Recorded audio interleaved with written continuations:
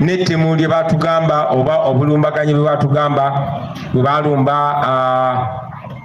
Pastor Bugingo, driver we oba omukadde w'ekkanisa we oba omukozi we oba bodyguard we oba assistant we batugamba bingi naye ng'ekikulu twamanya nti musirikale wa UPDF era wa SFC. Ekyenjawulo ku bulumbaganyi buno nti obutafaananako nga ekibadde mu bulumbaganyi obulala nga wabaddewo okunoonyereza okw'amaanyi okubuuza ebibuuzo bikakali oba okukwatibwa. Ku mulundi guno tewabadde ebibuuzo bikakali byabuziddwa, tewabaddewo muntu yenna yakwatiddwa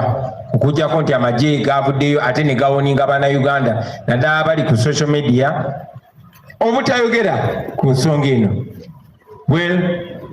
Tekyewuunyisa kulaba nti bannayuganda abamu ate bo basazeewo okunoonyereza bakutwale mu mikono gyabwe. Kyali awo omwami Kyagulanyi yabizzeemu nga bulijjo byakola okusamwasamwa anyhowly. Mwana wange kiki nnyo. Juzi nabagamba ndi Kyagulanyi statement ze yakola ku Pastor Bugingo ng'afunye obuzibu ze yamala ennaku oba 3 oba 4 nga talina kyayogedde n'avaayo mulundi gumu n'awandiika olukalala lw'ebigambo n'amaliriza nga statement ya J.Segawa gye yali agala okuyisaawo nti Pastor Bugingo ne bonaaba totwagala naye kaseera kano tuyimiridde naawe kasita obirabye gavumenti byekola. Nabagamba nti Bobiwine akikoze okwejjako abantu ne bagamba nti bamufoosinze okukikola. Ndowooza Lubongo yamugamba naye omanyi kolayo ka statement okakasukeyo. Leero yakomyewo n'abalaga nti tekwali kwagala kwe nti abaana bo boolina ku social media bye bakolera ddala naawe bye bigere by'otambuliramu. Gwe n'abaana bano aba NUP anaayina okugaidinga ani? Statement eri gye wakola eyina kinene kye yakola. Bano abaana abali wa Pastor Bugingo naye ate nga baagala Bobiwine bagamba Bobiwine ayimiridde naffe. Pastor ayogera bati ku Bobiwine ne Bobiwine ayimiridde naffe. Nabagamba si buli omuntu alina okusupportinga NUP. Understand, let it sink in. It is so simple. Why is it so hard for you to understand? Ekyokubiri wagambye mbu okunoonyereza ku musango guno kwabadde kutono nnyo nti oba tebaasibya ani simanyi tebaakoze eki. Reason number 1, toyina busobozi bumala okutuukirira ani era tomanyi musango we gwatuuse tomanyi. Ensonga endala lwaki oyogera bw'otyo kangikunnyonnyole yakuba nti waatuukawo ekintu kye mwali temusuubira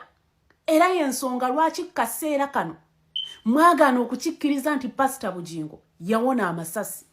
nti Pastor Bugingo teyafa kubanga okusinziira ku statements ze mukola mulagira ddala nti ekyo kye mwali mwagala kibeerewo. Kati so ne bwe bakunnyonnyola batya togenda bitegeera kubanga kye wali oyagala kyali kyakuba nti Pastor Bugingo afudde ge mawulire ge wali oyagala g'otaafuna. Nyogera n'okutegeeza nti omuntu alina first hand information eyabaddewo eyalabye eyawulidde era nga yakubwako ye Bugingo wali mulamu. So at the end of the day Pastor Bugingo gwe bajjako statement kyova tebatambula nti ate gundi ate gyali gundi gyali ebyo babikola nga abantu bafudde ne wali mulamu asobola okweyogerera oba oliawo n'abali ku kyala babiraba nabo babajjako statement.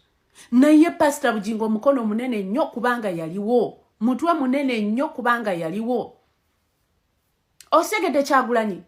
kati nze omuntu wa bulijjo lwaki nkitegeera gwe nekikulemerera nibona nti omuntu wa bulijjo nga nze nsobola okujja nenkukulembera osegedde kuba kati g'omukulembeze amaaso agago gatunula wano gali mu mita 3 nze omuntu wa bulijjo amaaso agange gali mu mita 1000 mugagga nkiddamu lwaki naawe tompendulira bakoze batakoze nze Fullfigure ndi mugagga nkibaddamu ne TV zange kyasobola kunsasula kankyogeze lwatu zena TV gye neegobako lwoyo omusajja sempa kale nayo nagirabye ye Makindi nemba na nkyajetegereza n'ŋŋamba ate ntandise endala emunyonyo nagitandise munyonyo nabagambye January nsima omusingi gw'emunyonyo natandise gitandinaye munyonyo ku munyonyo parent osobola okugenda munobuuza nti waani awali munyonyo parent it's mine maze nawe emyaka 10 n'egyo oyinza ogenda nga tozimbawo yes nasitulawo nasitula kalina nengikomyawo emyaka 10 n'egyo nga tewagambye kakati gwenza ogenda nti nazijja wa Museveni no fe tuli very hard working mukwano obule tulumala mukola bitugattako so sibitutolako mbona babasiba simanyi omuzanyo gw'omwazanya a state of the nation byalimu byayogera ta negotiating mu issues zange naawe gwomanyi kyendi erisenkubuka kati namuzaalamu omwana ayonka munamuwa butwa kiddemu ekyo bwe nakunzaalamu omwana n'ayonka banamuwa butwa bring your kids batulene senkubuga ba your sisters tubadde kikiri no abantu bano baagala botwogereko ebituluma tusirike nze I can't keep quiet nze ndi practical I know what I want gobongama nti since suppose kuwa na senkubuga leta mukazi wo kati yemutuseyo mutya tukimala nakyo balumwa nnyo okutula naawe buli muntu akomplaininga ekinsanyusa program mugiraba mbwatula n'omu ne bw'aba ayogera mu public mwonna Museveni n'abaminisita batamanyi manya kyempuliddemu kyekyo abantu balina okwawula president alina abantu baminisita batamanyi manya sala yabalonda naye nze bw'aba ayogera erinnya lyange agamba do you know my girl my daughter do you know my daughter Fullfigure it's my name yayita linnya lyange ne Katonda ayita linnya lyange I'm sponsored by blood of Jesus ndiko mwoyo senkubuga omunenye okulokoka onakulokoka musango bakublemize bwe yalokoka simanya kola atya okulokoka musango n'okukiza Yesu fe tuli balokola abeyagala bwe tubeera wano ne out of camera bwe tubeera bwe njagala itakamya bwe njagala falukusasaazi witi ni nancha ne bwagamba nti toyingirawo tulina babosi bali aba tulinawo invisible boss bamwita Solomon invisible boss Solomon ne bwagamba don't come back musumba ne wateekako sayini 10 tosobola kuyingira saloti senkubuge ne wagamba nti you never came back here ne bwoba oliko amafuta gakutoyingira wano musumba ne wagamba nti mbadde maba nanga bada toyingira wano ono senkubuge gwe mulaba wano